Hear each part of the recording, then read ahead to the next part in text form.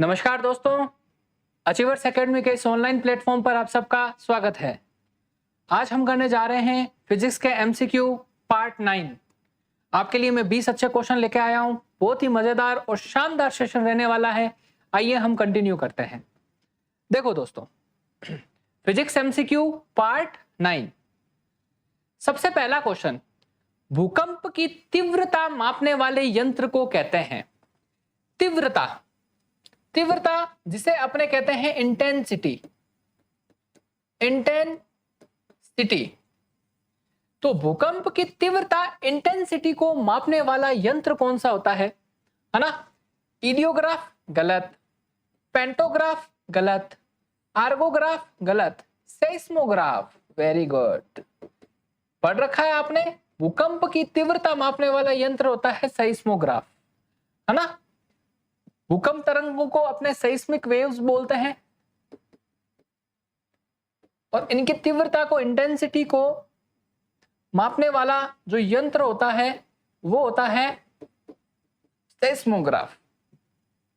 पढ़ रखा है, इजी क्वेश्चन था, किया आपने। चले आगे, चलो। अतिचालक वे तत्व हैं। अतिचालक का मतलब क्या होता है? Super conductor.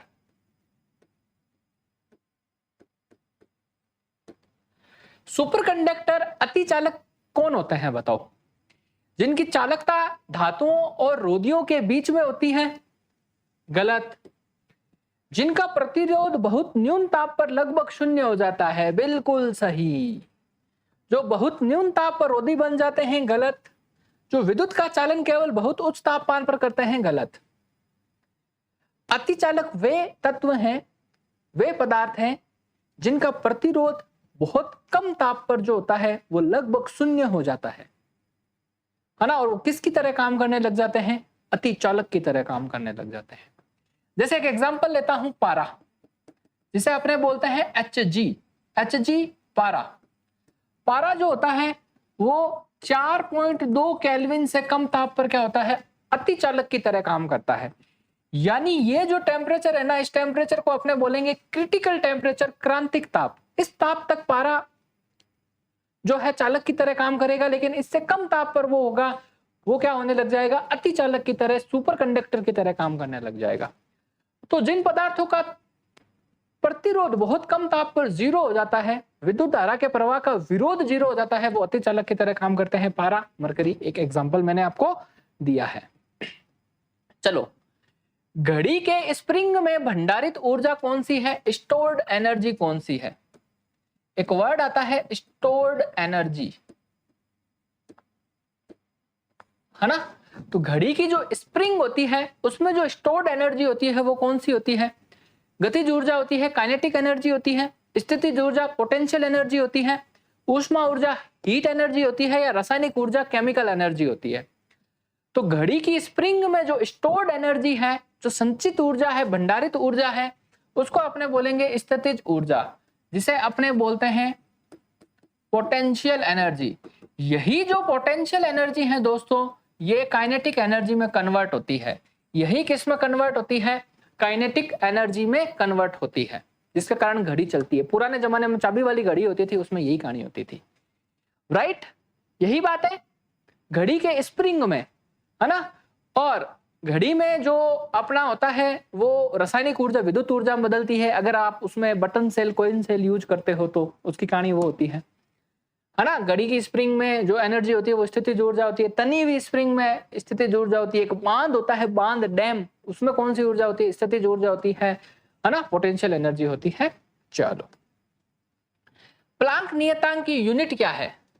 देखो, एनर्जी और प्लांक कांस्टेंट के बीच में ये रिलेशन आपने देख रखा होगा, है ना? क्वांटम मैकेनिक्स में अपने पढ़ते हैं इसको, क्वांटम मैकेनिक्स में अपने इसको पढ़ते हैं, जिसमें h जो होता है वो प्लांक कांस्टेंट होता है और कितना होता है? 6.62 × 10⁻34 जूल इनटू सेकेंड।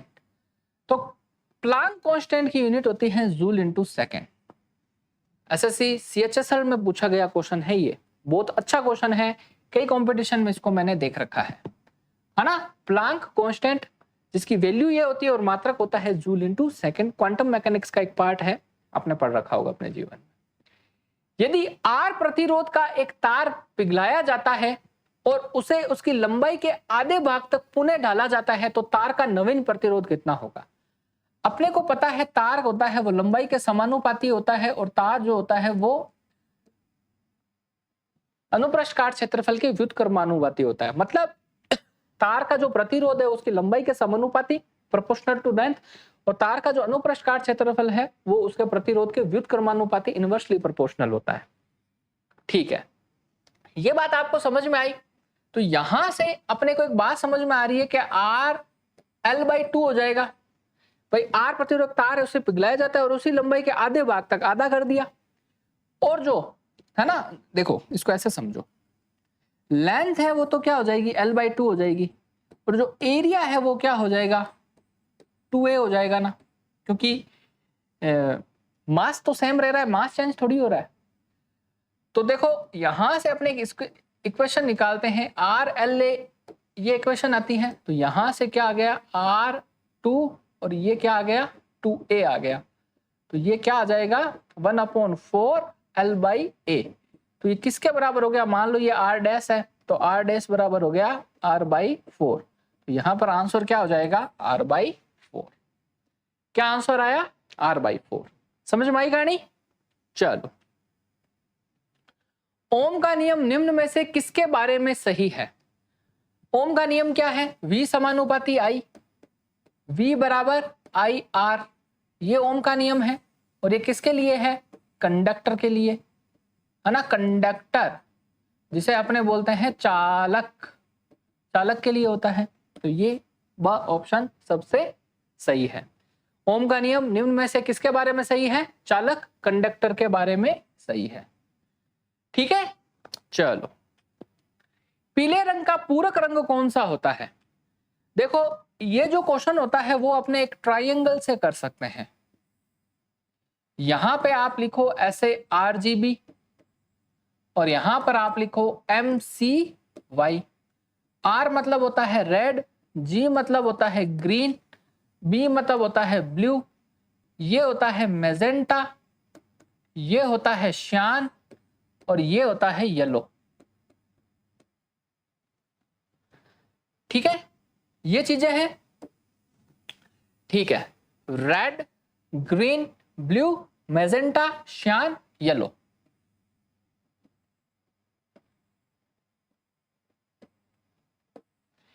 ये चीज है। अब देखो क्या क्वेश्चन है, पीले रंग का पूरक रंग कौन सा होता है? तो पीले रंग का जो पूरक रंग है वो कौन सा है, बताओ। देखो कौन सा है, ब्लू है, ब्लू। समझ में आई बात? येलो और ब्लू कलर मिलकर क्या बनाते हैं, व्हाइट कलर बनाते हैं। ग्रीन और मैजेंटा मिलकर व्हाइट बनाते हैं। रेड और श्यान मिलकर व्हाइट बनाते हैं। श्यान मतलब पिकॉक ब्लू, मोर जैसा नीला, है ना।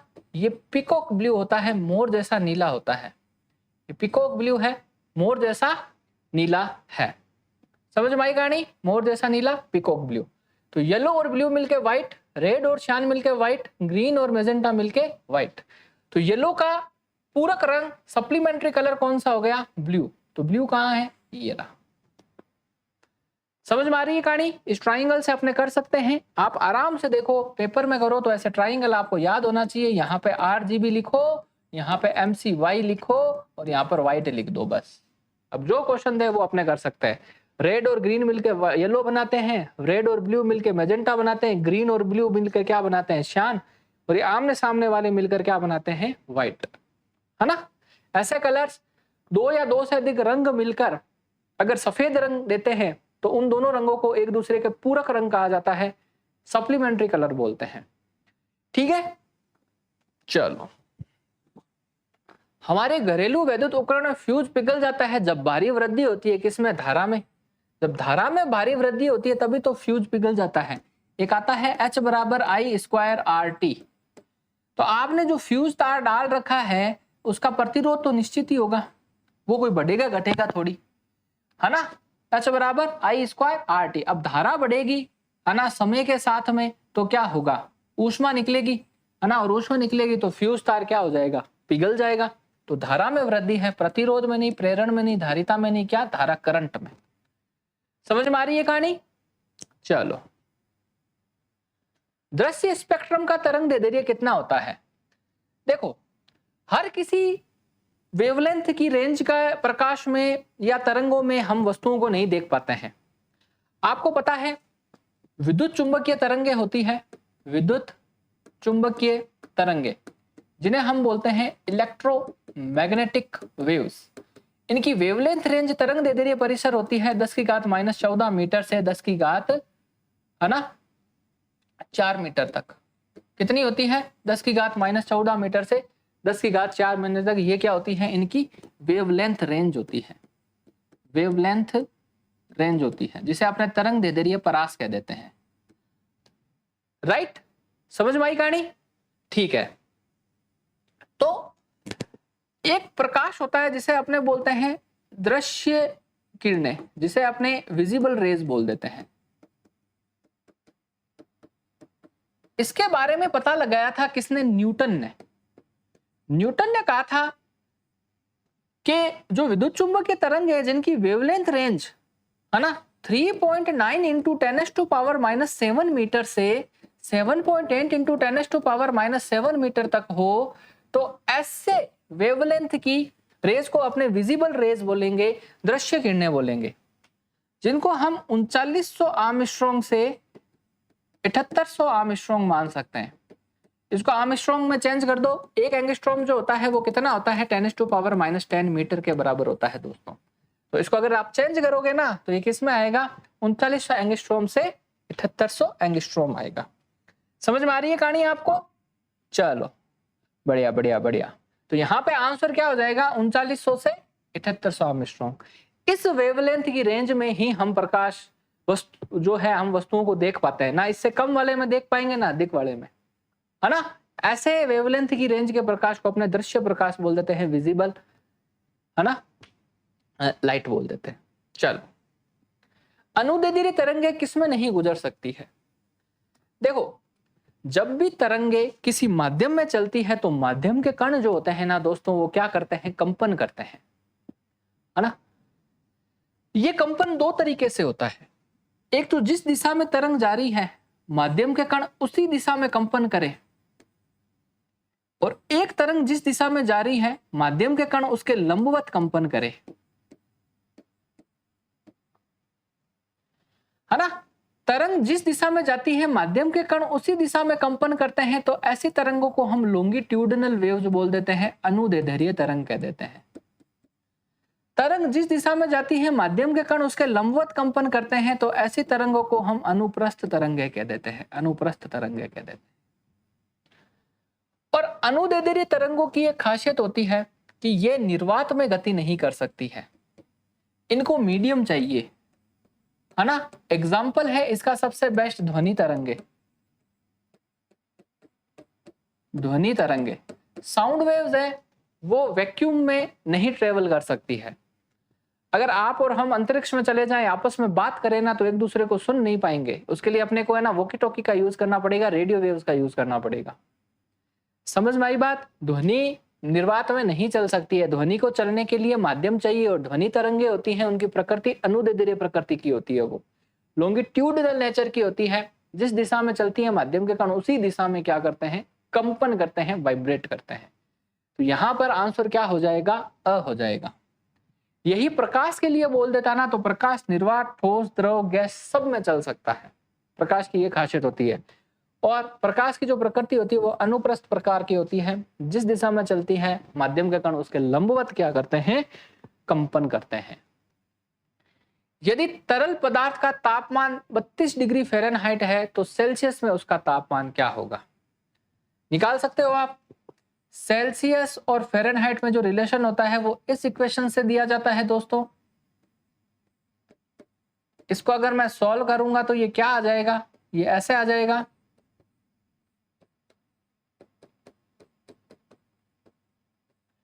ठीक है।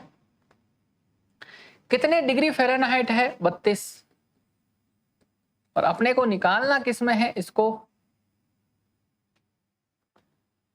किसमें निकालना है? सेल्सियस में निकालना है तो निकल सकता है। देखो कितना आ गया 0, तो सेल्सियस कितना आ जाएगा 0 डिग्री, यानी 32 डिग्री फ़ारेनहाइट, है ना। ये एक रिलेशन याद रखना, देखो 0 degree Celsius, 32 degree Fahrenheit, 0 degree Romer और 273 केल्विन, इन पे ये सब आपस में बराबर होंगे। ये सब क्या होंगे, आपस में बराबर होंगे। चलो, गैल्वेनोमीटर के द्वारा लगाते हैं अपने, क्या मतलब मापते हैं, क्या मेजर करते हैं, तो गैल्वेनोमीटर से अपने धारा करंट को मेजर कर सकते हैं, है ना। गैल्वेनोमीटर जो होता है, वैसे गैल्वेनोमीटर का काम क्या है, धारा की दिशा को बताना, किसी भी परिपथ में धारा की दिशा को बताना, ये काम कौन करता है, गैल्वेनोमीटर करता है ना। तो अपने गैल्वेनोमीटर को है ना 2 तरीके से बदल सकते हैं, एक होता है अमीटर और एक होता है वोल्टमीटर। गैल्वेनोमीटर से अपने अमीटर भी बना सकते हैं और गैल्वेनोमीटर से अपने वोल्टमीटर भी बना सकते हैं, यानी गैल्वेनोमीटर से अपने धारा भी माप सकते हैं और विभवांतर पोटेंशियल डिफरेंस भी मेजर कर सकते हैं। अगर गैल्वेनोमीटर के पैरेलल में अपने बहुत ही अल्प प्रतिरोध लो रेजिस्टेंस का वायर लगा दें तो क्या बन जाएगा, अमीटर बन जाएगा। और गैल्वेनोमीटर के सीरीज में अपने बहुत ही हाई रेजिस्टेंस का वायर लगा दें तो वो क्या बन जाएगा, वोल्टमीटर। तो धारा और विद्युत विभव या विभवांतर पोटेंशियल डिफरेंस अपने मेजर कर सकते हैं गैल्वेनोमीटर से। तो यहां आंसर क्या हो जाएगा, स आंसर हो जाएगा। चलो नेक्स्ट क्वेश्चन, 0 केल्विन किसके बराबर होता है। देखो 0 केल्विन होता है ना दोस्तों, वो -273 पॉइंट, है ना, 15 या 16, आप -200 राउंड फिगर में देख लो, -273 डिग्री सेंटीग्रेड के बराबर होता है। इस ताप को अपने बोलते हैं एब्सोल्यूट 0 टेम्परेचर, है ना, जिसे अपने कहते हैं परम शून्य ताप। इस ताप को अपने क्या बोलते हैं, एब्सोल्यूट 0 टेम्परेचर, इसे हम परम शून्य ताप कहते हैं। 0 केल्विन -273 डिग्री सेंटीग्रेड, इसे परम शून्य ताप एब्सोल्यूट 0 टेम्परेचर कहा जाता है ना। अर्धचालक जो होते हैं वो परम शून्य ताप पर चालक की तरह व्यवहार करने लग जाते हैं, है ना। अर्धचालक वो होते हैं जो चालक और कुचालक दोनों की तरह व्यवहार करे, है ना। चलो, तो 0 केल्विन है वो -273 डिग्री सेंटीग्रेड होता है, जिसे परम शून्य ताप बोलते हैं। तो यहां पे अपना आंसर क्या हो जाएगा, एक बार कितने के बराबर होता है। एक बार जो होता है ना दोस्तों, वो 10⁵ पास्कल के बराबर होता है। देखो दोस्तों, एक वर्ड आता है दाब, जिसे आपने बोलते हैं प्रेशर। उसकी यूनिट क्या क्या होती है, देखो न्यूटन पर मीटर स्क्वायर होती है, ठीक है। उसकी यूनिट पास्कल होती है, ठीक है। उसकी यूनिट बार होती है, ठीक है। उसकी यूनिट टोर होती है, ठीक है। उसकी यूनिट एटीएम भी होती है। ये एटमॉस्फेरिक प्रेशर को मेजर करने में काम आती है, ठीक है। एक बार जो होता है ना वो दोस्तों 10⁵ पास्कल के बराबर होता है, और एक टोर होता है ना वो 133.8 पास्कल के बराबर होता है, और एक एटीएम भी क्या होता है, लगभग 10⁵ पास्कल के बराबर होता है, 1 पॉइंट समथिंग 10⁵5 पास्कल के बराबर होता है लगभग, ठीक है। तो ये कुछ रिलेशन आप ध्यान रखना। और 1 न्यूटन मीटर स्क्वायर बराबर क्या होता है, 1 पास्कल के बराबर होता है, ठीक है। न्यूटन पर मीटर स्क्वायर को ही अपने पास्कल बोल देते, तो यहाँ 10⁵5 पास्कल के बराबर है। चलो, सुमेलित करें, यानी इनको आपस में मिलाना है। वाष्पन जिसे अपने बोलते हैं वेपोराइजेशन, है ना। वाष्पन का मतलब, वाष्पन का मतलब द्रव का गैस में बदलना, ठीक है। तो पहले का ये पहला ये हो गया, ठीक है। उदरपातन सब्लिमेशन जिसे अपने बोलते हैं, सब्लिमेशन क्या होता है, जिसमें ठोस सीधा गैस में बदल जाता है, तो ये तीसरा हो गया। हिमीकरण, हिमीकरण मतलब फ्रीजिंग हो गया, जमना द्रव का ठोस में, ये लो। और पिघलना जिसे अपने मेल्टिंग बोलते हैं, मेल्टिंग में क्या होता है, द्रव किसमें ठोस किसमें? द्रव में। ये लो चौथा, तो ऑप्शन कौन सा हो गया? अ। समझ में आई बात? वेपोराइजेशन मतलब द्रव से गैस में बदलना, उदरपातन सब्लिमेशन ठोस का सीधा गैस में बदलना सब्लिमेशन होता है, हिमीकरण है ना द्रव का ठोस में बदलना हिमीकरण है, और पिघलना मेल्टिंग ठोस से द्रव में बदलना पिघलना है मेल्टिंग है। चले आगे, चलो।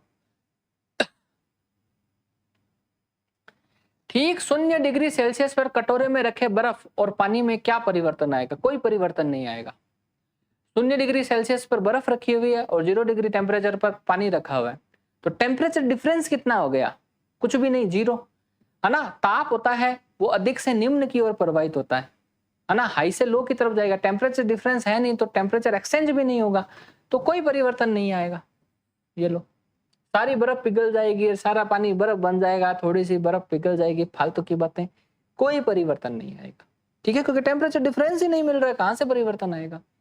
वह ताप जिसका पाठ्यांक फ़ारेनहाइट और सेल्सियस दोनों पैमानों पर होता है वह कौन सा होता है? -40 डिग्री सेंटीग्रेड। यानी ऐसा टेम्परेचर कौन सा है जिसमें फ़ारेनहाइट और सेंटीग्रेड आपस में बराबर हो जाए? तो -40 डिग्री फ़ारेनहाइट और -40 डिग्री सेंटीग्रेड आपस में हमेशा क्या होते हैं दोस्तों? बराबर होते हैं।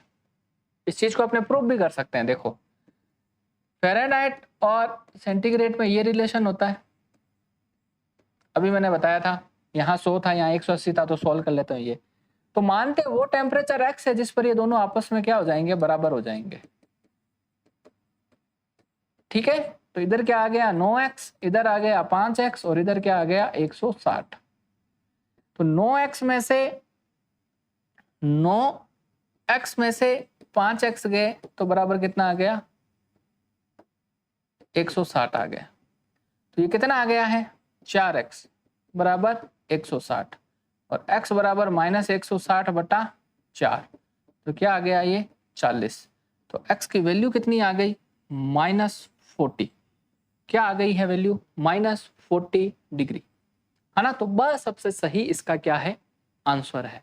बस सबसे सही इसका क्या है? आंसर है। तो वह तापमान जिसका पाठ्यांक फ़ारेनहाइट और सेल्सियस दोनों पैमानों पर होता है, उसका आंसर क्या है? ब। ध्वनि का तारतम्य किस पर निर्भर करता है? देखो, ध्वनि की जो तीव्रता होती है ना, तीव्रता इंटेंसिटी, वो हमेशा पिच तारतम्य के समानुपाती होती है। जितनी ज्यादा तीव्रता होगी उतना ही ज्यादा तारतम्य होगा और उतनी ही पतली आवाज होती है, और जितनी कम तीव्रता होती है उतना ही कम तारतम्य होता है, उतनी ही भारी आवाज होती है।